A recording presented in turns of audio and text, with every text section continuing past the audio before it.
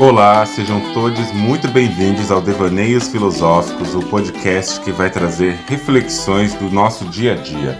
O meu nome é Andreone Medrado e esse podcast é um podcast livre, um podcast aberto para discutir coisas que acontecem na sociedade, no cotidiano e que podem ou não afetar a nossa psicologia, a nossa subjetividade e nos ajudar a fazer questionamentos muito mais do que trazer respostas. Então venham comigo, acompanhem aqui nossos episódios e vamos devanear. Você já parou para pensar no tanto de coisas que não são ditas, mas que falam muito sobre nós e sobre a sociedade?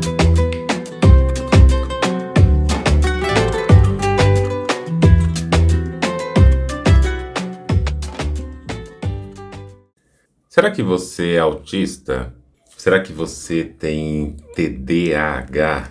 Será que você é borderline? Será que você... será que você é alguma outra coisa que você acha que você é porque você andou lendo na internet e aí na internet você achou sites, blogs e outros espaços, Instagram, e aí você pensou, nossa, mas tudo isso que essa pessoa está falando é o que me descreve, eu sou isso, eu tenho isso, eu faço desse jeito, eu penso dessa forma, porque eu sou isso, eu acho que eu tenho esse diagnóstico. Será que você... por esses dias tem pensado também nessas coisas? Será que você tem aí considerado, checado, feito alguns orçamentos também para procurar algum lugar que é de neuropsicologia ou então de psiquiatria para você poder ter um laudo dizendo se você é autista, se você tem TDAH e assim por diante? Será que você já pensou sobre isso? E a minha pergunta é, quando você pensou sobre isso, o que fez você buscar essa ideia? Por que você às vezes pode ser que tenha medo, né, de procurar um diagnóstico? Será que você tem medo disso? Será que você tem medo de receber o laudo? Será que você também tem um pouco de medo, se sente meio, eu acho que eu estou traindo a comunidade, eu estou traindo as pessoas que realmente têm essas condições, porque eu não fui procurar um laudo e eu acho que eu tenho as coisas e eu não quero ficar me autodiagnosticando, porque a internet está cheia, né, dessas coisas também. Enfim, eu quero falar com vocês a partir de um depoimento que eu recebi e que eu tenho recebido muitos outros depoimentos sobre esses no meu Instagram, aqui, em outras conversas formais e informais, na clínica. Eu tenho lido coisas sobre isso, tenho falado com pessoas a esse respeito. E eu quero saber de vocês também, né? Afinal das contas, quando quiserem comentar esse episódio, o que vocês acham sobre receber diagnósticos? O que a gente faz com isso? Qual é a função do diagnóstico na nossa vida? Diagnóstico é político? É bom ou ruim? Necessariamente? Vamos pensar sobre isso? E para começar a nossa conversa, eu vou ler o depoimento dessa pessoa que eu recebi aqui, que eu vou chamar de Fer. Na verdade, eu peço para a pessoa se dar um nome fictício e a pessoa se deu o nome fictício de Fer. Segundo as informações que Fer colocou no formulário para enviar o depoimento aqui, lembrando que você também pode fazer isso, o link está aqui na descrição de cada episódio. Fer tem 33 anos, morou a maior parte do tempo da sua vida em São Paulo, tem um mestrado completo, se autodeclara uma pessoa branca, a sua identidade de gênero é não binária e usa os pronomes ele ou ela. A sua orientação sexual, nas suas palavras, é pansexual, não apresenta uma crença religiosa específica. Eu acho legal trazer isso para a gente saber quem que está enunciando, né? Quem que está falando. E o depoimento de Fer é o seguinte... Oi, Andreone, queria dizer que seu podcast e sua produção intelectual têm sido muito importantes para mim e me permitido expandir minhas vivências. Sempre senti vários estranhamentos sociais e fui aprendendo a lidar com isso e tentar encontrar espaços mais confortáveis.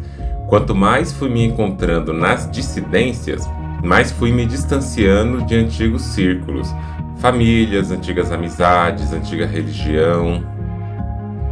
Mas tem um espaço do qual não deu para escapar no mundo capitalista. E o ambiente de trabalho é um espaço de ansiedade, onde prefiro performar um mínimo de normalidade para garantir a minha subsistência e da minha cria sendo mãe solo. Diante de algumas situações no trabalho, fui tendo mais certeza de ser neurodivergente. E aí a pessoa colocou neurodivergente entre aspas. De alguma forma, e decidi fazer uma avaliação neuropsicológica. No fim de 8 sessões de entrevistas, mais vários testes online, fui diagnosticado com altas habilidades e TEA, transtorno do espectro autista. E a profissional destacou muito a questão de eu, entre aspas, ter aprendido muito bem como me comportar. Até por ter sido criada para ser menina, e isso acrescentar uma camada de exigência para se portar socialmente da forma considerada adequada, mas que as normas sociais ou simplesmente não fazem sentido para mim ou eu discordava delas. O diagnóstico está sendo interessante para eu poder ler mais sobre o assunto e rever minha história com novas percepções, mas também tenho me sentido mais vulnerável, como se eu percebesse que eu tenho muito mais dificuldades de me relacionar do que eu já notava que tinha, por exemplo, na questão de expressar necessidades e colocar limites. Por outro lado, também sinto um estranhamento em toda essa ideia e acho muito questionável como discordar de normas é considerado um transtorno, e talvez por isso mesmo acabe se traduzindo realmente em sofrimento e isolamento social.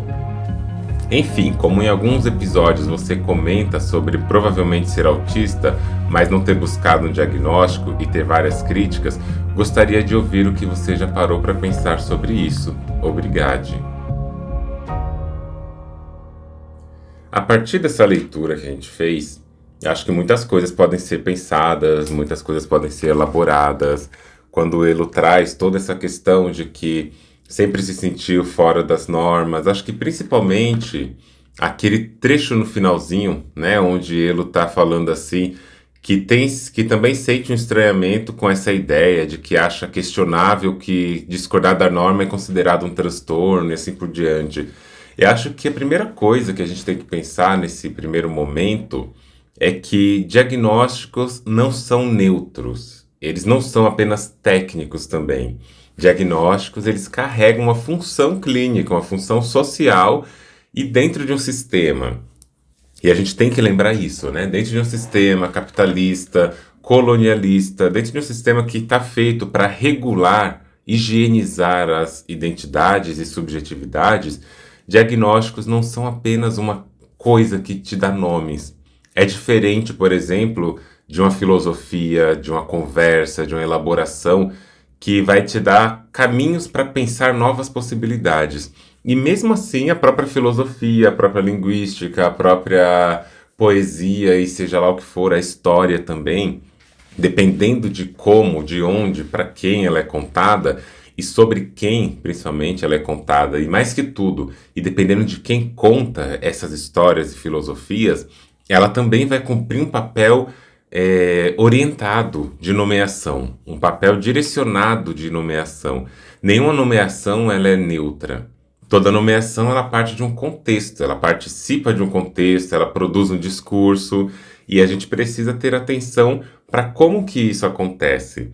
E se a gente está falando que existe toda uma clínica biomédica no Ocidente que está aí categorizando pessoas, está tirando pessoas de um lugar, colocando no outro, nomeando coisas, escrutinando, né, olhando as minúcias do corpo, da mente, da subjetividade, de como a gente funciona, a gente também precisa assumir, se a gente quiser fazer uma leitura crítica sobre isso, que diagnósticos, como eu disse, carregam funções. Entre elas, organizar a diferença dentro de limites aceitáveis para um projeto de normalidade, dizer quem está desejando do jeito certo ou não, dizer qual é a melhor forma de se encaixar dentro de um perfil social, de uma ética, de um modo de ser, mostrar o que é anormal, o que é normal, o que é patológico. E as coisas não são tão simples assim, né? No ponto de dizer que é uma coisa única, que diagnósticos são sempre feitos para querer acabar com a vida das pessoas, porque quer higienizar todo mundo, quer colocar todo mundo dentro de um manicômio. Não é assim, né? Diagnósticos, eles podem ser instrumentos de cuidado, a depender do modo como a gente olha para isso, mas também eles podem ser dispositivos de controle mesmo. Por quê? E principalmente, como? Porque assim, se a gente está querendo pensar E aqui essa conversa ela é muito para pessoas da psicologia, psiquiatria, psicanálise, mas ela também é muito para todas as pessoas da sociedade que não são profissionais da saúde, entre aspas, mental. E aí eu penso, se a gente não entender como que essa construção histórica dos diagnósticos se deu, se a gente não entender como que essa produção do diagnóstico vai acontecendo ao longo do tempo, quais são os corpos marcados, quais são os corpos colocados ali na mira do diagnóstico, a gente também não vai entender como utilizar essas ferramentas e se é possível utilizar essas ferramentas num modelo que também acolha as pessoas, ou seja, um instrumento de um cuidado que pode ser inclusive reparador das próprias normas do próprio sistema. Por exemplo, pensa aí comigo, né? Uma criança preta, que é uma criança agitadérrima na faculdade, na escola, na faculdade não, né, gente? É uma criança. Uma criança que está lá na sua escolinha agitada, fala bastante. Dentro dos modelos vigentes, ela é lida, inclusive, como uma criança indisciplinada. Uma criancinha ali que está o tempo todo agitada, não se foca em nada.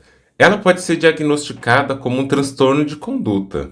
Já uma criança que faz as mesmas coisas, com as mesmas atitudes no mesmo espaço, ela pode ser considerada simplesmente uma criancinha criativa, fora da curva e desafiadora, caso seja uma criança branca. Se essas mesmas condições forem separadas por gênero, um garoto que faz isso, menino, nomeadamente cis, que faz isso, ele está sendo menino. Ai, menino é agitado, criar um menino é difícil. Se é uma menina que está fazendo isso, uma criança que foi criada para ser menina e está fazendo isso, ela já é indisciplinada. Um menino que grita, um menino que responde com agressividade, está sendo menino. Uma menina que responde desse jeito, ela está tendo alguns desvios. E aí tem até aquele termo, né, TOD, T-O-D, que é chamado de transtorno desafiador de oposição, que é no que chamam, né, é considerado um transtorno infantil muito marcado por um comportamento que vai ser de uma criança muito desafiadora, muito desobediente, com as figuras que são consideradas figuras de autoridade.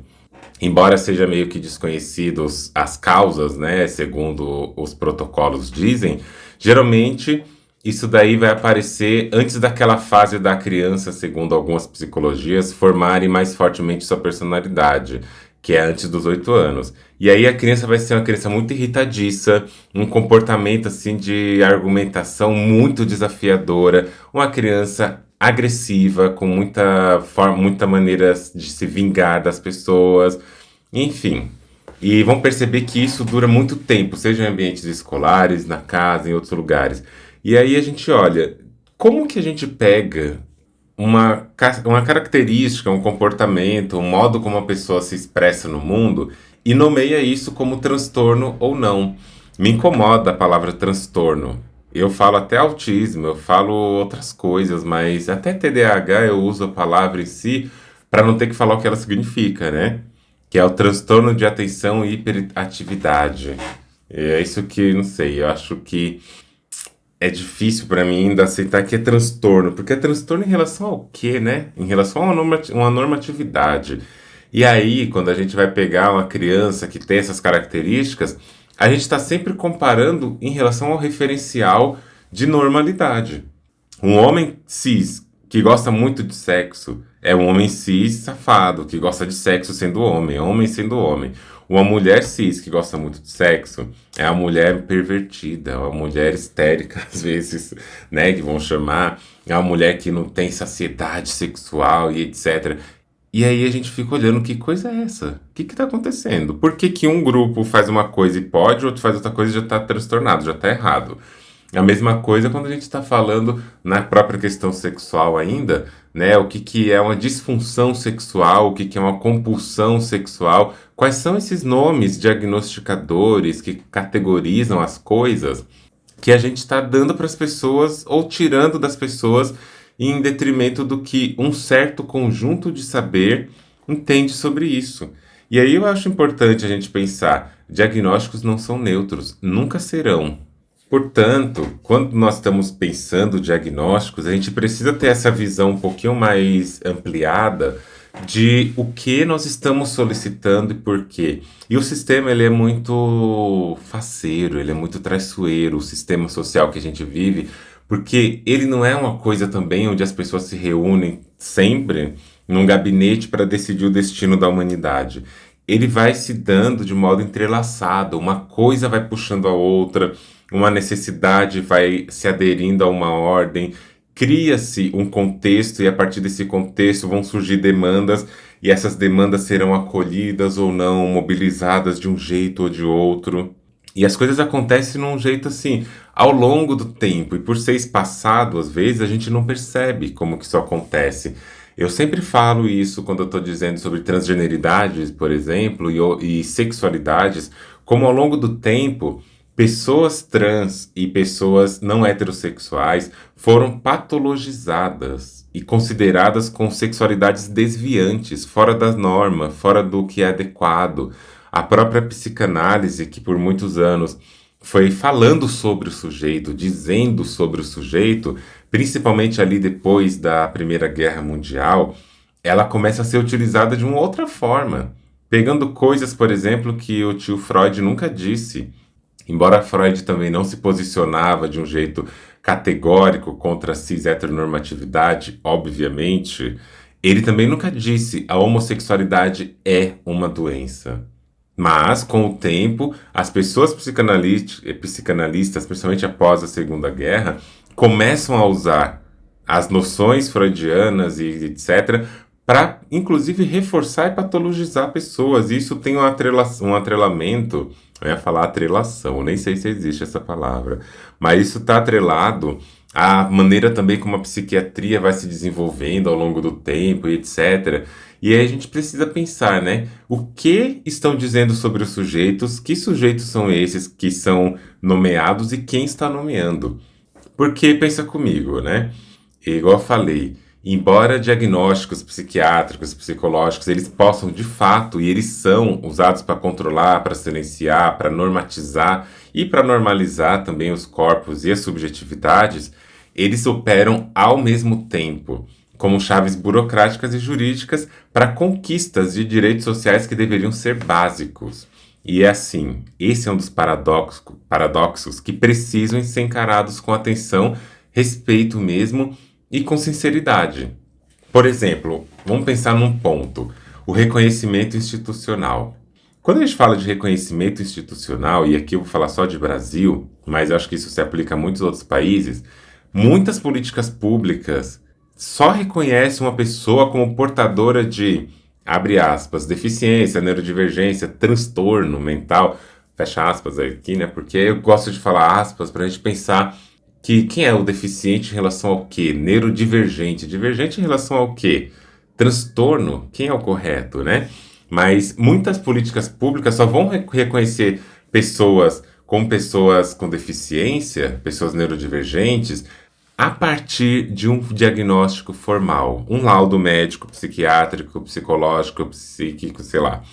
Sem esse reconhecimento, inclusive, a pessoa não consegue sequer acessar serviços básicos, benefícios básicos, que não é um benefício, né? Essa palavra benefício é uma palhaçada, porque a pessoa vai ser beneficiada, por exemplo, com direitos básicos, ela deveria ter aquilo, que não deveria ser um benefício. Benefício é o que você ganha a mais. Mas o nosso sistema social, político, médico, clínico, ele é tão problemático nesse sentido de não reconhecer as diferenças que até o básico é chamado de benefício, né?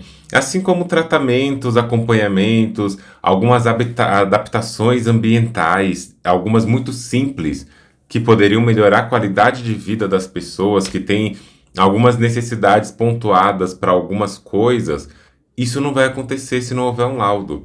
Por exemplo, pensa assim, uma criança autista, uma pessoa autista, porque não é só criança que tem autismo, né?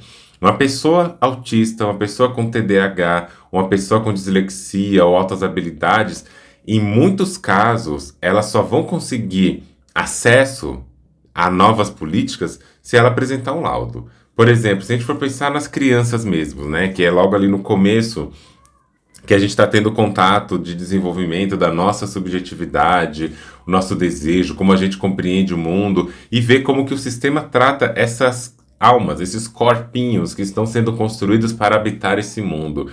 A maioria em muitos casos, crianças nessas condições que eu falei, em muitas escolas, o acesso a professores de apoio, adaptações curriculares e didáticas, tempo extra em provas, metodologias específicas para poder ajudar no aprendizado dessa criança, só vão ocorrer mediante um laudo psicológico ou psiquiátrico. Sem esse laudo, a escola dificilmente vai fazer qualquer mudança. Ela geralmente nega os ajustes solicitados quando são solicitados pelas famílias, como se a diferença precisasse de uma chancela médica para ser respeitada. E eu falo assim, né? Quando são solicitadas pelas famílias, porque as famílias também estão inseridas na mesma sociedade que esses professores, que essas escolas, que é uma família que patologiza, uma sociedade que patologiza comportamentos desviantes. E aí as famílias elas não querem ter, não querem assumir, não querem entender que as suas crianças podem ter necessidades que precisam ser acomodadas de uma outra forma. Necessidades outras, eu nem chamo de necessidades especiais, eu chamo de necessidades outras, que aquele meio não está proporcionando. Um outro exemplo, né? Benefícios sociais e previdenciários, eles também são colocados em xeque. Por exemplo, o benefício de prestação continuada, o BPC. Para pessoas com deficiência, ele vai exigir laudos diagnósticos atualizados. E você tem que ir atualizando esses laudos e uma prova de impedimento social e funcional. Uma pessoa autista sem laudo, por exemplo, ela não pode sequer solicitar alguns benefícios, ainda que ela esteja em condição extrema de vulnerabilidade. E aí a gente vai olhar, por exemplo, em direitos no ambiente de trabalho, de estudos e outros lugares, por exemplo, restaurantes, por exemplo, shoppings, por exemplo, cinema, qualquer outro lugar. Para alguma pessoa solicitar adaptações no trabalho ou nesses outros espaços, e pensando em trabalho, né? Para ela solicitar as adaptações no trabalho, para ela evitar demissões discriminatórias ou ingressar em políticas de cotas, o diagnóstico frequentemente vai ser uma exigência. Uma pessoa com esquizofrenia que está sendo medicada, que precisa de pausas regulares no turno de trabalho, por exemplo, ela só terá esse direito garantido se o diagnóstico estiver formalizado, se ele for apresentado, se ele estiver atualizado, se for reconhecido por uma instituição. Uma pessoa que chega ali e fala, olha, eu tenho questões com sons, esse lugar onde eu estou trabalhando, ele está muito ruim para mim. Eu não consigo trabalhar, não consigo me concentrar aqui por causa desse barulho, por causa dessa temperatura, por causa dessa condição específica, seja qual for. Será que você pode me transferir para um outro lugar? A pessoa, para poder solicitar isso, ela tem que justificar. E ela justifica como? Apresentando o laudo. Da mesma forma, a gente pode pensar qualquer outra condição de trabalho. A gente vê que para você ter um acesso em espaços físicos, para pessoas que utilizam cadeiras de rodas, ter aquelas rampas e ter também para pessoas com baixa visão ou pessoas cegas, aquelas marcações na estação de metrô, nas ruas, né, onde vão passar com os marcadores táteis para as pessoas poderem se orientar. Isso precisou virar um projeto de lei, precisou ser obrigatório para que todos os lugares devessem colocar essas adaptações sociais, urbanas. Então a arquitetura, a lei, a própria pedagogia, a educação, as relações afetivas, elas são baseadas dentro de uma normalidade neurocognitiva.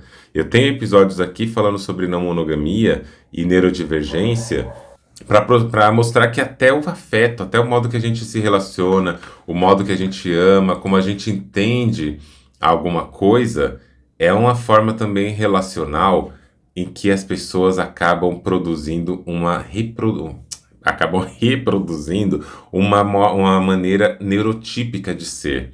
A gente não escuta a necessidade das pessoas, a gente acha que tudo é uma reclamação infundada, tudo é frescura, tudo é problemática que a pessoa criou na cabeça dela, mas não, a pessoa está pedindo por acolhimento, porque aqueles modelos relacionais, aquelas formas de compreensão não estão sendo recebidas com respeito. Então, essa maneira da gente interpretar o diagnóstico nesse primeiro momento da nossa conversa aqui é para a gente saber que não são simples as interpretações possíveis a partir daí. São várias dinâmicas envolvidas. Eu não vou falar para vocês, não procurem diagnósticos, parem com essa bobagem, porque não é uma bobagem. Não é uma coisa que as pessoas vão fazer porque são fracas e porque são alienadas ao sistema colonialista das subjetividades. Não é isso, não. É porque, infelizmente, a gente vive num sistema neurotípico, que a maneira de pensar é produzida para um tipo de corpo só. E tudo que não se encaixa nessa norma vai ser colocado de lado. E aí sim a gente precisa entender maneiras, buscar espaços, criar formas de acessar o que a gente precisa, com todas as incoerências que tem nesse meio. Mas é importante também a gente pensar, seja você uma pessoa da clínica, uma pessoa que frequenta a clínica como uma pessoa paciente, analisando e tal, eu acho importante pensar sobre como que esses diagnósticos estão circulando por aí. Como que eles circulam para que a gente consiga ter acesso a eles também, sem ter que cair naquela coisa que nós somos pessoas doentes.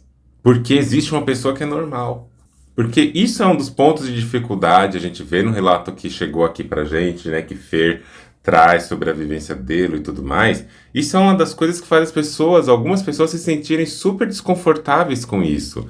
Faz outras pessoas terem que buscar a qualquer custo, porque ao longo do tempo elas foram desenvolvendo uma angústia tão grande de uma não identificação com o que se chama de normalidade, que ela começa realmente a achar que ela tem um defeito, que ela tem um problema. E aí o diagnóstico ele chega na pessoa nesse lugar de mostrar para a pessoa, calma, você está nesta categoria, classificado desse jeito, e com todos os problemas que isso inclui, né, dessas nomeações bioclínicas, por mais que tenha tudo isso, a pessoa se sente confortada.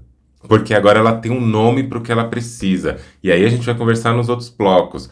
O que esse nome pode representar para a gente? O que fazer com esse nome? E para finalizar essa parte aqui sobre a gente entender a política dos diagnósticos, é isso que eu quero falar para vocês. A gente tem que tomar cuidado com a armadilha do acesso condicionado que o sistema de diagnósticos produz nas pessoas a partir da patologização.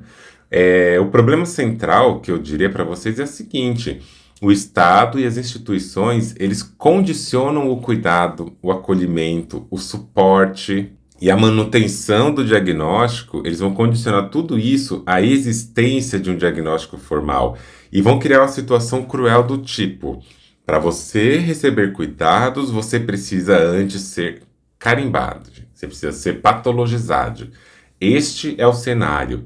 E isso vai gerar um ciclo repetitivo, um ciclo neurótico, paranoico dentro do sistema. E aí eu uso as palavras neurótico neurótico e paranoico, que são as nomeações do próprio sistema contra o próprio sistema. Porque eles vão fazer repetir o tempo todo, não é normal, você não tá bem, você não tá legal, aceite que você é isso.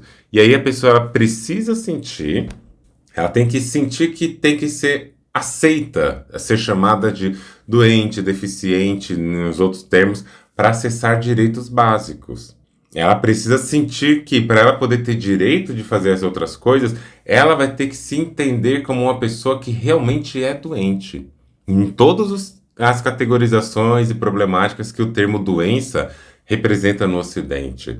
Ela pode, inclusive, se apropriar do diagnóstico como uma forma de legitimar a sua dor e a sua diferença, o que eu acho que isso é importante, né? A pessoa também, esses diagnósticos, eles, como eu disse, eles são nomeações importantes, mas também com isso ela passa a viver sob uma vigilância constante de uma categoria clínica. Porque existem protocolos, né? Para quem já leu o DSM vai lá, vai falar sobre as categorias e vai ter itens ali A, B, C, D, E, F, dependendo das categorias em análise. E se você pontua em 3, se você pontua em 4, em 7, em nenhuma, dependendo dessas pontuações, você vai tendo um encaminhamento, como se fosse num organograma. Um encaminhamento para o que você pode ter como mais possibilidade do seu diagnóstico. E um risco que eu vejo muito por aí são as pessoas falando assim, eu sou isso porque eu tenho isso, isso, isso, isso e isso. Aí a outra fala, então acho que eu não sou porque eu não tenho uma dessas coisas. É como se buscasse cada vez mais pertencer às categorias e você ter que assumir aquilo talvez como a sua identidade, de ter que cumprir, de ter que dar cheque em todas as coisas que estão ali. E aí essa vigilância, né? Então, desejar o diagnóstico não é um desejo de adoecer, eu já falei. É um desejo de ser uma pessoa reconhecida, acolhida, compreendida como todo mundo merece. Todo mundo merece o acolhimento, o respeito, mas o sistema só oferece isso em troca de de uma rotulagem, de uma marcação. O diagnóstico é muitas vezes a senha, sabe? Eu penso assim numa imagem, é a senha que nos permite entrar no prédio do cuidado. Só que para você conseguir essa senha, você precisa aceitar ser lead como problema, como desvio, como falta de comportamento e sei lá de qualquer coisa a mais. Eu só vou cuidar de você se você aceitar o meu rótulo de patologização. Mas quem foi que disse, né, que o cuidado ele precisa passar por essa via da humilhação, por essa via da categorização, da taxação? Esse é o modo que o Ocidente produz sobre cuidado, esse é o modo que o Ocidente produz sobre como fazer isso acontecer. E aí eu quero falar com vocês sobre talvez por que que isso acontece desse jeito. Por que será que isso acontece desse jeito tão vigilante e tão prestador de contas?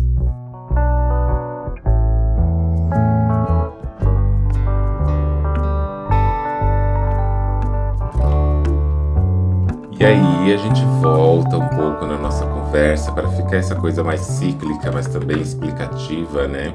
De, por exemplo, diagnósticos, eles podem funcionar como espelho, mas podem funcionar como jaula. Isso foi o que eu tentei falar até então, né?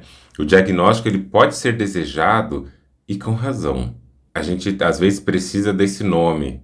E, às vezes, se a gente está procurando algo como diagnóstico, não como um rótulo que afirma que nós temos o direito de existir, mas que explica o que a gente tem feito, que explica alguns comportamentos, eu acho que é interessante, né?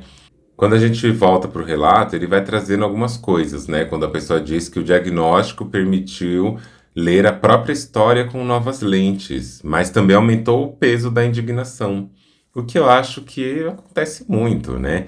E aí eu trago ou queridíssimo, né, no caso, Edward Glissant. Glissant tem ali no seu livro, em outros livros também, na Poética da Relação, que é conceitos que eu acho fundamentais para entender essa questão que eu tanto falo sobre higienização. A gente está falando de higienização, e aí tem esse conceito de Glissant que é de transparência. Geralmente, se eu te perguntar, você acha que as pessoas têm que ser transparentes nas relações, falar o que está pensando, saber o que elas estão sentindo? A maioria das pessoas vão achar que sim. A maioria das pessoas vão achar que a transparência é uma coisa desejada nas convivências. Mas no fundo, gente, a transparência não é nada disso, não. Transparência é quase um. Eu quero saber o que tem aí dentro, para eu poder vigiar você, te controlar, para eu poder reagir. É muito o que a gente vê nas ficções científicas do cinema, dos livros, aqueles superpoderes de ler a mente, aquelas máquinas que lê a sua mente, que sabe tudo o que você está pensando, como se eu te desse uma substância e aí, naquele momento você contasse tudo. Esse sempre foi, em várias medidas, os mecanismos de controle das grandes ditaduras, dos processos de tortura social. Essas torturas, o que elas estão fazendo ali é higienizando essas pessoas a ponto delas se tornarem transparentes, elas querem acessar tudo que tem lá dentro. E nessa hora vale a violência extrema, nessa hora vale tudo que o sistema pode jogar contra essa pessoa para ela contar o que ela pensa. E eu acho muito interessante a gente pensar sobre esse ponto, porque, no fundo, às vezes o diagnóstico também, a depender de como a gente está vivendo, é uma maneira de tornar transparente o que você é e tudo que você é a partir de uma nomeação. Tudo que você é vai ter uma explicação dada pelo seu diagnóstico. Tudo vai ser nomeado a partir do laudo que eu te dei, porque a partir de agora eu olho para o seu laudo e eu sei quem você é. Eu olho para o seu laudo e digo o que você é. Entendeu? E aí aquele ditado, né? Diga com quem tu andas e direi quem tu és. Diga qual é o seu laudo e direi quem tu és. E não é assim, nós não somos só essas condições. Eu não sou só o autismo, eu não sou só a transgeneridade, eu não sou só a pessoa negra. Eu sou a mistura, e a mistura complexa de todas essas categorias. É importante pensar sobre isso, né? Existe um desejo de transparência no sistema colonialista que é um desejo enorme de escanear, categorizar, neutralizar a imprevisibilidade da existência. Vou te perguntar, você sente empatia? Mas o sistema não te pergunta como que a sua empatia lida no mundo que espera esse comportamento padronizado e normalizado, por exemplo, da branquitude, da cisgeneridade, da neurotipia. A gente tem toda essa lógica da transparência como essa coisa fundamental, mas nós temos o direito à nossa opacidade. Eu aplico sobre mim o direito à minha opacidade, conforme a gente também viu no relato, quando eu falo que eu tenho a escolha político-filosófica de não procurar um laudo. Eu escolho não procurar, eu, Andreone Teles Medrado. Eu tenho essa escolha filosófica de não procurar o laudo, mas pode ser que eu só não faça isso porque eu ainda não estou precisando das coisas socialmente exigentes de um laudo. Porque se eu precisasse, eu talvez revisitaria as minhas necessidades. Então, cada pessoa vai procurar isso dentro de um lugar que para cada pessoa vai ser possível, disponível. Muita gente não tem sequer acesso a um laudo. E não é barato, não é R$ 10, não é R$ 100, é caro, às vezes é 2.000, R$ 3.000 para isso. E tem muitas pessoas que não têm uma formação, já que a gente quer valorizar tanto o saber, né? Que não tem uma formação clínica empenhada nisso, mas que emitem laudos e podem dizer que você tem e vão fazer isso. Assim como tem toda uma clínica que também não é especializada em analisar os marcadores sociais da diferença, analisar as encruzilhadas dos marcadores sociais e não vão dar laudos para pessoas mais velhas, para mulheres negras, indígenas, amarelas mais velhas. Vão dar esse laudo principalmente para crianças, não vão conferir um laudo tardio. E aí eu acho que é importante, sabe? A gente ir pensando sobre todas essas marcações. Quantas pessoas não vão receber o laudo, porque também existe dentro da clínica e fora dela uma estereotipação do que é uma pessoa com determinadas condições. Muita gente acha que a pessoa autista é aquela pessoa que está o tempo todo ali parada, não conversa, não fala, não olha para nenhum lado, está sempre balançando a cabeça assim para frente e para trás, o corpo, mexendo a perna, e que é uma pessoa com outras habilidades, que é a pessoa que é perfeita na música ou na matemática, ou seja lá no que for. É uma estereotipação que acha que todas as pessoas autistas serão iguaizinhas a essas, igual aquela série do doutor que é autista, e assim por diante, né? Eu acho que tem que ter esse cuidado, porque se todas as pessoas vão ser nesses lugares de necessidades, aquela pessoa que também tem características do autismo, condições autistas, por exemplo, né? Mas que não apresentam esses lugares, que é o que chamam de autismo nível 1, de suporte, sequer vão ser diagnosticadas, sequer vão receber um laudo e quando precisarem de algum acesso diferenciado nos seus locais de trabalho, de escola, de necessidades, não vão poder solicitar isso porque não tem um laudo.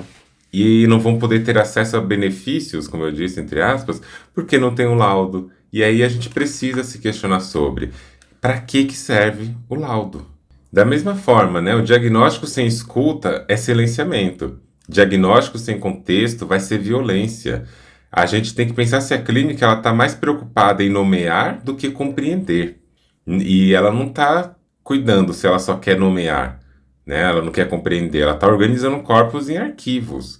E é como a gente pensar a seguinte coisa, né? Uma pessoa negra vai num psiquiatra, vai no psicanalista, no neuropsicólogo, e a pessoa é diagnosticada como, entre aspas, um delírio persecutório, paranoia, nos termos médicos. E ela vai ser diagnosticada assim porque ela está dizendo que está se sentindo seguida, vigiada, ela tem sonhos que estão perseguindo ela o tempo todo, ela está no trabalho, ela sente que as pessoas estão fazendo coisas pro mal dela, perseguindo de um modo profundo ali, quando na verdade ela está descrevendo experiências cotidianas do racismo que não estão sendo sequer nomeadas como racismo. Aí, se isso for uma pessoa branca, aí, como não vai ter a leitura do racismo sobre a pessoa branca, vai para um outro caminho, para outra coisa.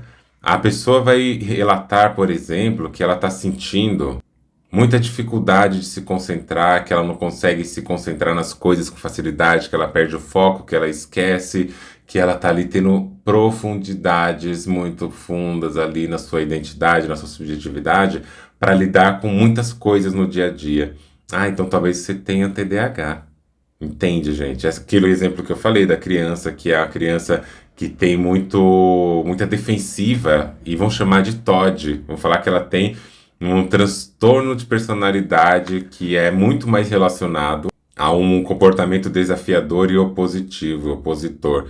Na verdade, pode ser só uma criança que está tentando reagir aos seus traumas em casa, na escola, uma criança que não está sendo compreendida nos seus desejos, nas suas vontades.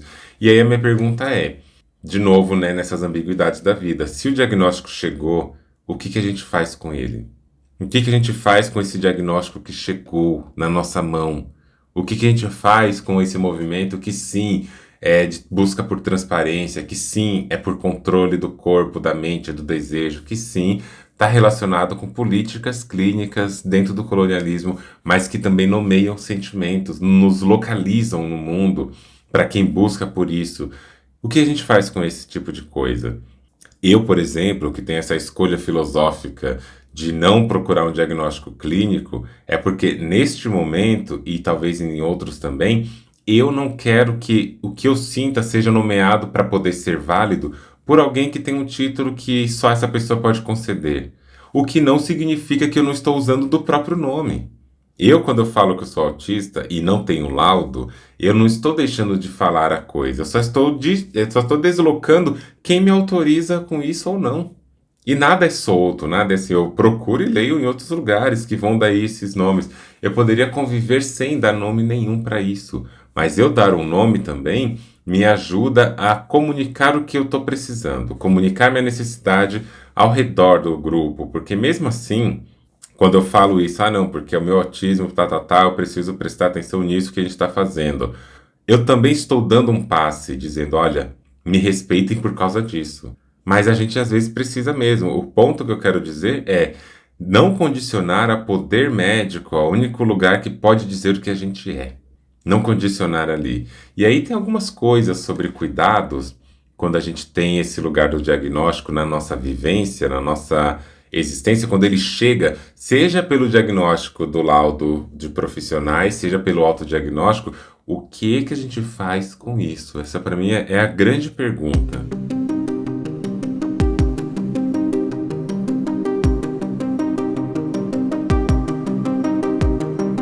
O que fazer com este diagnóstico? O que fazer com o autodiagnóstico? Em outras palavras andriônicas, o que fazer com estes nomes? O que fazer?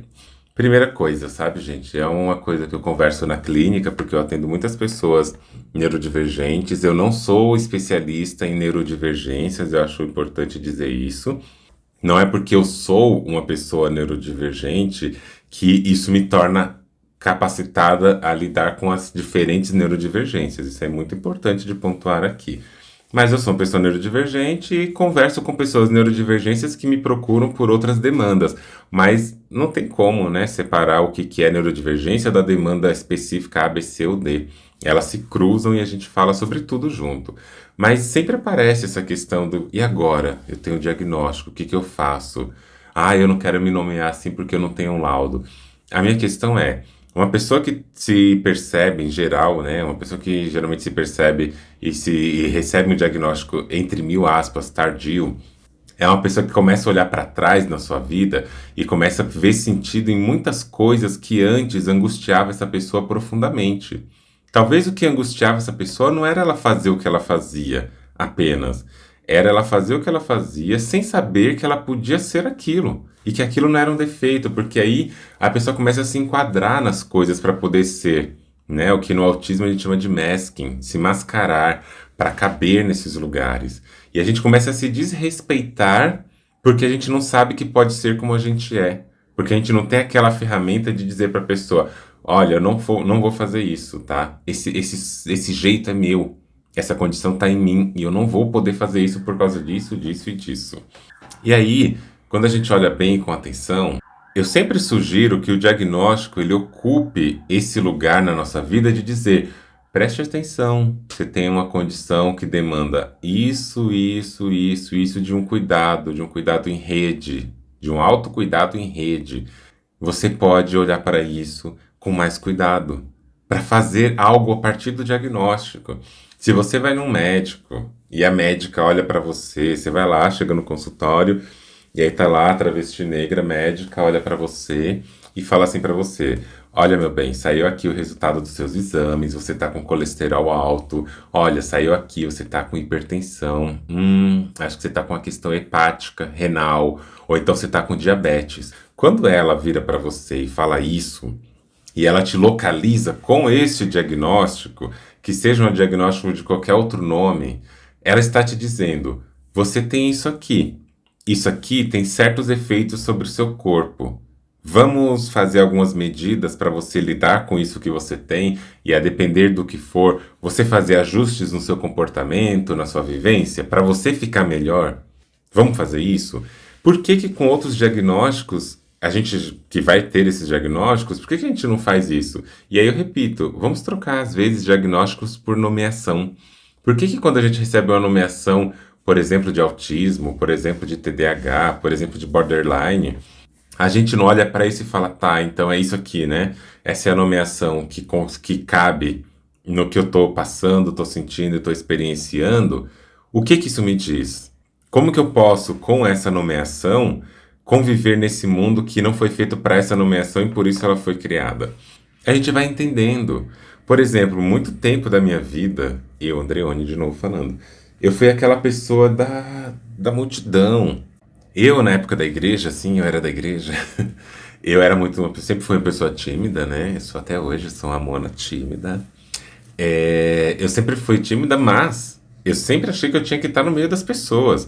Eu organizava excursões, a gente ia fazer excursões para ir para igrejas em outras cidades, outros bairros, organizava excursões, organizava grupos, eu cuidava de jovens na igreja, eu tocava em orquestra, eu dava aula de música, eu ia lá na frente do púlpito, eu fazia um monte de coisa.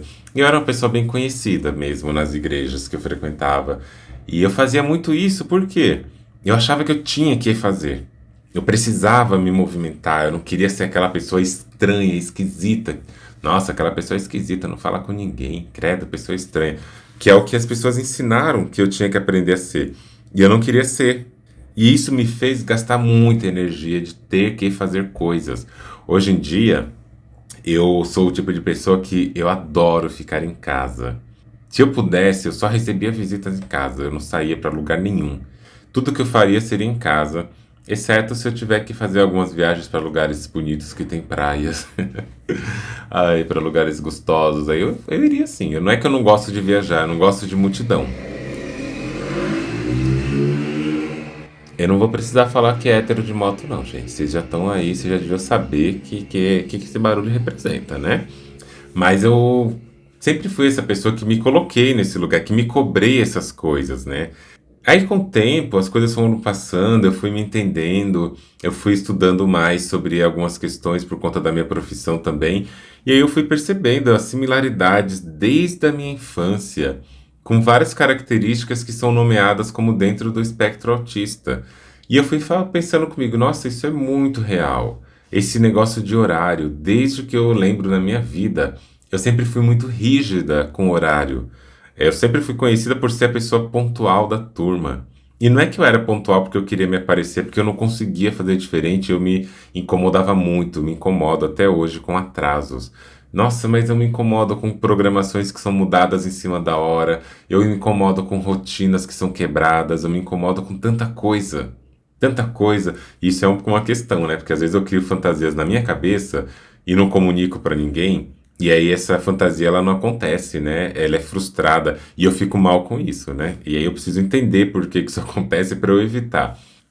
E aí o tempo foi passando e eu fui entendendo também isso nas relações que eu tenho na vida com pessoas, com lugares, que é: eu preciso me preservar, eu preciso me cuidar, eu preciso ter atenção de que eu realmente me esgoto em lugares que são muito cheios. E eu vou fazer o lançamento do meu livro, Ensaio sobre o Colonialismo, Higienizações, Corpos, Fé e Subjetividades em Disputa, na Flip, na próxima sexta-feira, dia 1, e no sábado, dia 2 de agosto, agorinha. Eu sei que vai ser um evento cheio, cheio, cheio. Eu sei que vai ser, eu vou com pessoas, com muitas pessoas, eu vou voltar com muitas pessoas. Eu já estou sabendo que vai ser um negócio. No momento eu consigo me organizar ali e me sair bem. Mas eu sei que logo após eu vou estar com a bateria social lá no fundo do poço, que é o que chamam de shutdown.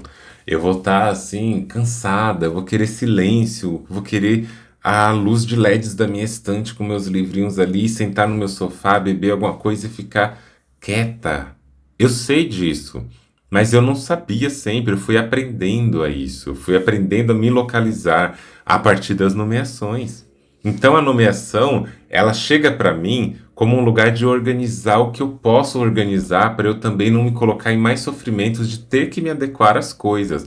Se fosse uma questão, por exemplo, com outras coisas, cada pessoa vai entendendo isso.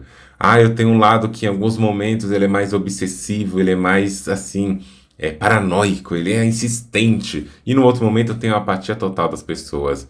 Isso não é um defeito seu, você tem só que entender como você funciona. E na medida do possível, e eu acho que essa é uma coisa importante, a gente precisa aprender a comunicar isso para as pessoas, porque ninguém vai aprender e não adianta a gente ter ingenuidade de achar que as pessoas vão deduzir isso. A gente vive numa sociedade normalizadora e normalizada.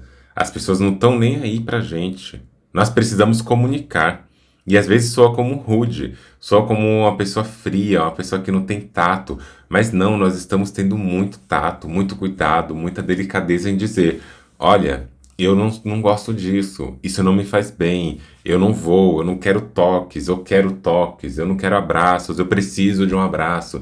Poder comunicar isso não é um ato de ser chato, é uma pessoa que é inimiga do bem-estar. Não é pesar clima, não é nada disso. É a gente ter o direito de ser como nós somos. É o direito de chegar num rolê, ficar num rolê e falar assim, gente, eu tô indo embora aqui, pra mim já pesou, já deu. Não consigo mais ficar. E poder ir sem a culpa de, eu tô abandonando as coisas. Não. Vamos respeitar. Porque o preço que a gente paga por não olhar para isso é uma ansiedade profunda, é uma depressão em alguns casos, é uma tristeza. Eu fui diagnosticado com depressão, eu não presto. Não, gente. Não. Vamos parar de colocar o lugar do diagnóstico como algo que define a nossa vida. O diagnóstico não é um destino para a gente. O diagnóstico é um ponto de partida para a gente eleger qual percurso, qual jornada vai nos fazer melhor naquele momento. Eu também gosto de pensar na questão do diagnóstico como uma forma que nos permite, inclusive, usar o autodiagnóstico. Eu falo de verdade mesmo, tá? Quando uma pessoa diz, eu me reconheço assim, e não tem laudo, a clínica treme. Porque a clínica perde, nesse momento, o monopólio da verdade sobre essa pessoa. Eu acho que o maior medo que as pessoas têm por aí não é da banalização de nada. Não é banalização de doença, não é banalização de nada. É o medo de perder o poder. Porque se a gente está falando de identidades, de necessidades e de desejos e de corpo, a gente precisa assumir certos lugares também. A gente tem que assumir quando fala de orientação sexual, e isso foi uma pessoa que me falou uma vez numa conversa pessoal, e eu achei isso muito legal, que a pessoa perguntou, quando você, isso em 2023, 22, 23, quando você se identifica como uma pessoa não binária, você procurou algum laudo para isso? E eu falei, não, né? A pessoa falou, então, você não foi entendendo isso conforme você viu referência, você viu na internet, você viu outras pessoas, e isso foi te colocando no lugar de uma identidade? E a resposta é que sim. Quando a gente está falando da nossa sexualidade, do nosso desejo, da nossa atração, da nossa identidade de gênero, a gente precisa ir no médico para a gente ter uma identidade de gênero? A psiquiatria vai te dizer que sim. A psiquiatria vai te dizer que se você quer ser uma pessoa trans de verdade, você precisa urgentemente ser aquela pessoa que vai ter um laudo, que afirme que você é trans, que você tem disforia de gênero, que você tem transtorno de sexualidade, transtorno de identidade, que você vai ter ali a sua sexualidade colocada num outro lugar. É isso que se exige, mas a maior parte das pessoas LGBTIA+, não tem laudos para suas identidades e para suas sexualidades. A maior parte dessas pessoas não tem laudo e elas vivem e afirmam a sua sexualidade a partir do seu desejo e de como isso faz elas se compreenderem. E olha que interessante. É naquele momento em que a gente está vivendo várias angústias, por exemplo, na nossa sexualidade, que a gente descobre que tem outros nomes, que não são definitivos, mas são outros nomes. Nossa, eu descobri que eu posso gostar de outras pessoas. Eu descobri que eu não sou doente porque eu não gosto só de homem cis ou mulher cis. Gosto de outros gêneros, então essa nomeação, por exemplo, pansexual, bissexual ou até assexual, eu não quero me interessar nesse momento dessa forma. Tudo isso é válido para posicionar o nosso desejo no sentido de saber o que fazer com ele em outros espaços, de outras formas. Quem que te deu o laudo sobre isso? Quando você entendeu essas coisas? Quem foi que te deu o laudo? Quem te deu o laudo de crente? Quem te deu o laudo de ateia? Quem te deu qualquer outro laudo? Por que que quando a gente olha e fala, nossa, eu não sou homem, não sou mulher, eu sou uma pessoa não binária, eu sou uma travesti, eu sou transmasculino, eu sou uma pessoa gênero fluido, eu sou isso. Nós não estamos nos nomeando a partir de nomes que existem, que inclusive são nomes que a própria psiquiatria utiliza. Nós também não estamos assumindo isso. Por que que isso não é considerado tão problemático quanto você se dizer autista, TDAH, seja lá o que for? Porque existe um medo maior no outro lado também dessa nomeação. Mas, curiosamente, para você ter direitos públicos, tanto para o lado do gênero e da sexualidade, você também tem que ter o seu laudo. E aí a gente pode pensar o autodiagnóstico como não é uma moda, não. Não é coisa de internet, não. É a gente agir sobre esse vazio da escuta institucional. E esses nomes que as pessoas se dão, eles são usados há muito tempo, em muitos contextos históricos. Quando o feminismo toma para si o lugar de reivindicar todas as nomeações que foram dadas sobre as mulheres nessas situações, tá tendo ali um autodiagnóstico de se dizer, eu sou mulher e quero meu direito. Quando a pessoa está se colocando como trans, ela está se autodiagnosticando. Quando uma pessoa negra fala assim, eu sou preta, ela também está usando esse nome, que foi dado em algum momento pela branquitude que criaram isso. Quando a bicha se chama de bicha, é um termo que em um momento bicha era uma ofensa, maricona era uma ofensa. Quando a gente se apropria disso, nós estamos pegando esses nomes e nos dando eles por nossa conta. A clínica odeia isso. A clínica quer ela te dar o diagnóstico, ela te dá os nomes e as nomeações para que você seja refém de todos esses cuidados. Mas o diagnóstico, na minha opinião, ele desafia o poder médico, porque ele quebra a hierarquia entre quem fala e quem valida, quem anuncia e quem determina. Mas também a gente tem que ter, né, esse cuidado, esse gesto precisa vir com direito à opacidade. Nem tudo precisa ser dito. Nem tudo precisa ser rotulado para ser vivido, tá? Mas a gente também tem que ter esse direito a experienciar, usar essas nomeações e a gente se entender a partir delas e não se definir e se determinar a partir delas. Quem tem medo do autodiagnóstico? Ai, porque vai banalizar demais, agora todo mundo é TDAH. A mesma coisa que eu ouvi há pouco tempo, poucos anos, de que, ai, agora todo mundo é bissexual. Ai, agora todo mundo é LGBT. Ai, agora todo mundo é trans. Agora eu escuto isso, inclusive, nos últimos meses, né? Ai, agora todo mundo quer ser travesti. Todo mundo é transmasculino. Todo mundo agora é NB, não binário. Todo mundo, todo mundo. Qual que é o medo que essas pessoas têm de que as pessoas assumam para si identidades, que as pessoas coloquem-se no mundo? O medo é tirar o poder institucional sobre a determinação do que é a pessoa. O medo é você bloquear o processo de transparência, é você impedir o direito à opacidade, é você acabar ali, ó, bloqueando esse processo de higienização. Esse é o medo. O medo é você acabar, na verdade, não é nem impedir a opacidade, né? O medo é você deixar as pessoas serem opacas. Para o sistema isso é trágico. As pessoas têm medo que o mundo possa se nomear a partir dele. Vai banalizar mesmo? E nem sei o que as pessoas acham disso que eu tô falando, né? Mas quando eu fiz aquela palestra, né, que tá aqui gravada como episódio sobre psicanálise e política para os condenados da Terra, eu respondi a uma pergunta que me fizeram sobre será que os diagnósticos são as novas camisas de força no colonialismo? E eu respondi que sim. E eu acho que eles são sim as camisas de força que o sistema quer utilizar para os corpos, para querer prender, aprisionar, manter cada pessoa dentro das suas celas rígidas, que só o Estado tem controle. Eu acho muito assustador, e acho muito assustador mesmo, uma cena de vida que se repete em vários filmes, a gente vê em vários filmes, e aí tem um filme que eu vou dar um spoiler aqui para vocês, Pulem, tá? Essa parte. Pulem essa parte. Eu vou avisar aqui. Começo de spoiler, pulem. E eu vou falar, o spoiler acabou. É um filme que se chama Traga Ela de Volta. É um filme que tem toda uma história que eu não vou contar, mas eu vou contar uma cena. Tem um jovem numa casa e esse jovem ele é ali manipulado por a pessoa que mora na casa. E essa pessoa que mora na casa, num certo momento, deixa ele embriagado, no outro momento, coloca alguma substância na água para que ele tenha um sono mais profundo. E aí esse jovem dorme. Na hora que esse jovem dorme, e é um jovem que perdeu o pai recentemente, e está numa casa de uma família acolhedora, cuidadora, entre aspas. E aí esse jovem dorme. Na hora que ele dorme, a dona da casa vai lá, pega uma botija, mija dentro dessa botija, enche de urina, vai nele e joga ali na região, né, da genital dele ali, molha, para que no dia seguinte ele ache que ele fez xixi na cama.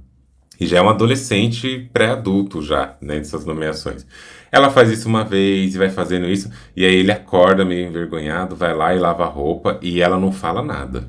Aí um certo dia, quando isso já se repetiu e tá a irmã dele do lado, ele chega perto dessa mulher e da irmã dele, ele vai, coloca essa roupa dentro da máquina e a mãe vira, essa mãe adotiva, né, cuidadora, vira e começa a falar disso pra ele, humilhar ele porque ele fez xixi na cama. E aí algo acontece ali, ele começa a ter pesadelos, ele começa a ter visões e ele conta isso pra ela. E quando ele vai ser colocado no hospital, porque ele começa a apontar todos os problemas que ele via naquela casa, que são problemas reais, os médicos não acreditam. Não acreditam porque essa mulher era uma mulher que tinha uma imagem social muito preservada. Aí acham que ele tá errado. Aí chega lá e fala que ele mijava na cama, e fala que ele tinha pesadelo, e fala que ele sonhava com o pai fazendo isso, aquilo outro. E aí ele começa a ter crise, porque ele sabe o que ele viu, ele sabe o que ele sentiu, ele sabe o que aconteceu, e ele começa a se debater ali. E aí o que que as pessoas fazem? Medicalizam. E aí é um ambiente propício, porque naquele protocolo do hospital, a pessoa ter certa reação é uma reação protocolar. Ela está assim, dê remédio. Na hora que você dá remédio, ela vai se comportar de um outro jeito. E aí, a partir daquele momento, quando a pessoa entra no hall, que ela já vai ser considerada paciente psiquiátrico, com as nomeações que deram, todo comportamento a partir daquele diagnóstico vai ser lido pela chave do diagnóstico, da doença. E tudo que a pessoa fizer, qualquer coisa que ela veja, que só ela veja e as outras pessoas não, mesmo que as pessoas não vejam porque não tem os elementos que essa pessoa tem, vai ser considerado doente. Vocês imaginam, nossa, é meu pânico chegar no hospital psiquiátrico e com muita raiva do sistema começar a xingar todo mundo, falar que tá tudo errado, aí vão querer me aplicar um medicamento para eu me acalmar, e aí eu vou reagir, eu vou começar a bater em todo mundo, vou quebrar as coisas e tudo mais. Esse meu comportamento, que é um comportamento legítimo de recusa, vai ser lido como comportamento de resistência. E aí, eu, que não tenho nenhum problema nesse aspecto, vou ser rotulada como uma doente. Primeiro porque é trans, né? Travesti. Vai ser rotulada a partir daí. E aí tudo vai começar a ser explicado por uma série de fatores dentro disso. A gente teve recentemente comunidades terapêuticas, né? Uma comunidade terapêutica que foi flagrada com trabalho escravo. Escravizava as pessoas que estavam ali. E como que essas pessoas, dentro de comunidades terapêuticas, que são esses novos manicômios que a gente tem do século XXI, como que elas vão lidar com esses sofrimentos? Eu lembro, sim, nitidamente, no dia que eu tentei suicídio, e aí me levaram para o hospital, para o pronto-socorro, para a ala psiquiátrica. Eu cheguei naquela ala psiquiátrica, como eu acabei de voltar a recobrar a consciência, naquele momento, me levaram para fazer uma série de exames, né? Raio-X, e aí fizeram exames de sangue, etc. Quando eu estava indo no hospital que tem aqui, André Sacco, aqui em Osasco, no Pestana, quando eu estava indo para esse hospital, quando eu entrei naquele hospital, todo mundo me tratava como se eu fosse realmente doente. E aí, na hora que eu entro para fazer aqueles exames, eu passo por um corredor. E eu lembro como hoje, do lado do lado esquerdo desse corredor, que eu olhava assim, tinha duas celas que pareciam aquelas cenas de filme, aquelas cenas de manicômios, com pessoas lá atrás, com aquelas caras totalmente atordoadas, como se não soubessem o que estão fazendo ali. Parecia uma grade de zoológico. Aquela coisa meio azulada, descascada, um ambiente escuro. E eu olhei para aquilo e na hora eu falei assim, gente, eu posso estar aqui daqui a pouco, dependendo do que eu fizer. E foi dito e feito, né? Feito não, mas foi dito e confirmado. Que aí eu tava lá, fizeram os exames, falaram que tava tudo bem, não fraturei nada, não tinha nenhuma alteração significativa. Como eu fui muito exposta ao elemento de tentativa, então falaram para eu ficar em um estado de observação e tal. Aí chega um médico, psiquiatra, me faz perguntinhas simples do tipo, por que que você tentou suicídio? Aí eu falei, eu tentei porque eu quis. E ele falou, você pretende fazer isso de novo? Eu disse, do que importa se eu tento ou não? Eu nem terminei de falar, ele já falou assim, eu preciso saber se você tenta fazer isso de novo. Ele perguntou primeiro se eu me arrependia. Eu falei que não. Aí ele perguntou se eu queria fazer de volta, se eu faria de novo. E aí eu não, quando eu tava respondendo, ele já me cortou e falou, eu preciso saber disso para saber se eu te interno ou não. E aí, na hora, como eu tava sabendo, eu tenho essas críticas sobre o sistema, eu falei assim, não, isso nunca mais vai acontecer. E aí ele foi pra lá e voltou com uma medicação para eu usar por meses ali, sertralina 50 miligramas, que eu não utilizei, não vou utilizar e não peguei. Porque eu sabia o que eu estava fazendo quando eu tentei suicídio. Eu tinha tudo muito bem esquematizado, eu sabia por que eu estava fazendo aquilo. Não foi um surto, não foi um pânico, não foi uma crise, eu sabia por que eu escolhi fazer. Para cada pessoa é diferente, obviamente, não é fixado não. E tem situações que são críticas, que são da ordem da crise, do pânico, da dor, do sofrimento e tudo mais. Mas eu estava muito ciente do que eu estava fazendo.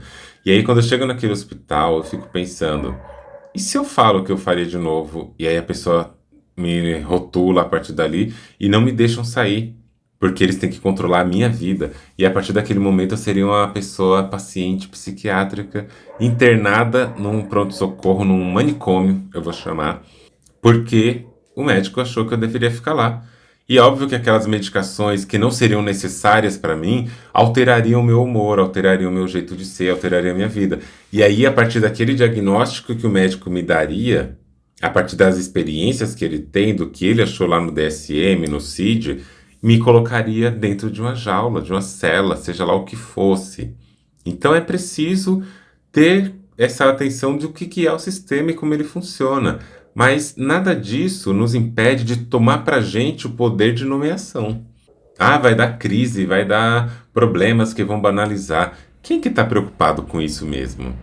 Essas pessoas que estão preocupadas com a banalização do diagnóstico, que agora todo mundo é isso e aquilo, talvez estão fazendo isso num lugar próprio de medo, de conservadorismo. A gente vai ter que lidar com essas nomeações. A gente está se preparando para lidar com essas nomeações, para entender quando que uma pessoa está usando isso como desculpa, né? Como dizem, que, me desculpa meu atraso, eu sou TDAH. Desculpa, é meu autismo. Vai ter gente que vai usar isso sim como desculpa. Vai ter gente que vai usar isso sim como uma forma de poder se safar em certas situações, de se explicar das suas próprias negligências com um grupo e o conjunto. Mas a gente não vai ter controle sobre isso, não. A gente não vai ter controle sobre essas coisas. Tem gente que forja as cotas raciais para entrar na universidade. Cotas raciais, que é uma coisa visível. Tem gente branca que usa as cotas para entrar na universidade dizendo que é uma pessoa negra. Vocês acham que as pessoas não vão usar como questões da transgeneridade, como questões de diagnósticos psiquiátricos, que são coisas que nem sempre dá para perceber? As cotas raciais é uma coisa fenotípica, você percebe na hora, chega antes da pessoa. A questão da transgeneridade pode chegar ou não pela expressão de gênero, mas a questão psiquiátrica nem sempre a pessoa vai saber, dá para performar, se quiser. Então a gente está preocupado com o que no fundo mesmo? A gente quer acolher as pessoas que estão nos solicitando, porque é o que eu falei lá no começo, né?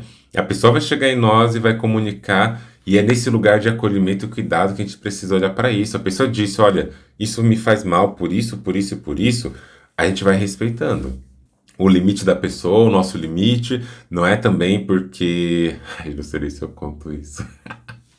Vocês já viram aquele meme? Tem um meme que é assim, a pessoa falou que é TDAH, ela tá com hiperfoco no meu cozinho. Eu compartilho esse meme com um monte de gente, porque chega nesse lugar, né? E aí, desse lugar, a pessoa fala que é TDAH e tem... Tô rindo, feito idiota aqui. Mas as pessoas falam, eu tenho TDAH, eu tenho hiperfoco nisso. Porque eu sou autista, eu tenho que fazer isso, você tem que me respeitar. Não, gente, vamos devagar também. Vamos olhar o que a violência produz a partir das coisas, das nomeações. A gente também não tem obrigação nenhuma de suportar violências em nome de nenhum diagnóstico. A gente vai se respeitar também. E a pessoa que convive com a gente, nós vamos lidar com aquilo do modo de cuidado, de atenção, de acolhimento, mas que não pode passar por cima da gente. A gente vai procurar rede, vai procurar apoio, vai procurar uma maneira mais grupal, do bando, da gente poder lidar com aquilo. Não vamos acreditar em também ter que acolher tudo e achar que nós vamos dar conta de acolher tudo. Nós vamos precisar de rede. Esse medo da banalização talvez venha daí, porque a gente também não aprendeu a conviver em rede. A gente não aprendeu a conviver em grupo. E tudo que pode sugerir uma quebra do controle nos assusta. Então vamos pensar sobre isso, né? E para finalizar, pensar nessa questão também da clínica, quando a gente for atender pessoas, a gente não precisa chegar atendendo pessoas, rotulando essas pessoas. A gente não precisa chegar nessas pessoas dizendo você é isso, isso, isso. Vamos entender a coisa. Vamos arrancar o moralismo da nossa nomeação das pessoas. Vamos entender como que naquele corpo, naquela subjetividade, aquela nomeação está fazendo efeito ou não, o que está acontecendo, o que aquela demanda mostra naquela situação, em vez de já chegar dizendo você é isso, então viva isso. Não. Vamos usar esse diagnóstico, esse autodiagnóstico que seja, vamos quebrar essas relações de poder mesmo. Quem ficar desconfortável com esses autodiagnósticos vai ter que lidar com isso também. É uma maneira política também da gente desafiar os poderes médicos, mas a gente também tem que ter esse cuidado, sabe? Entender que as pessoas não são só esses diagnósticos, elas são todo o conjunto e a gente precisa entender todo esse conjunto. Então, meus amorzinhos, talvez você se reconheça em alguma dessas coisas que você ouviu aqui hoje. Talvez você esteja esperando por um laudo, talvez você já tenha recebido um laudo, talvez você esteja resistindo a buscar, e tudo isso é legítimo. O que não é legítimo é você ter que se obrigar a acreditar que só existe um jeito de ser entendido, amado e acolhido. O que cabe não é só a palavra dos outros, você também é uma pessoa, você não é um rótulo, você é um campo inteiro de experiências que se misturam. E aí a gente lembra Glissant, nós temos que ter o direito à opacidade, esse é o nosso direito. E aí, como eu falo, se o diagnóstico não for um caminho para o cuidado, que ele não seja uma nova jaula para a gente ter que se prender nisso. Quem tem medo do diagnóstico? Quem tem medo do autodiagnóstico? Você já parou para pensar? É isso por hoje, pessoal. Espero que vocês tenham gostado desse episódio. Lembrando que vocês podem seguir o meu perfil no Instagram, andreone.medrado. Vocês também podem enviar seus depoimentos, reflexões, críticas e sugestões no link que eu vou deixar aqui na bio, na descrição de cada episódio, de um formulário. Espero por vocês nos próximos episódios. E já não esquece, compartilhe esse podcast com alguém que você conhece, avalie esse podcast ali, porque isso nos ajuda a alcançar mais pessoas e ajuda também na nossa produção de conteúdo. Vejo vocês em breve e um grande beijo e até mais. Você já parou para pensar?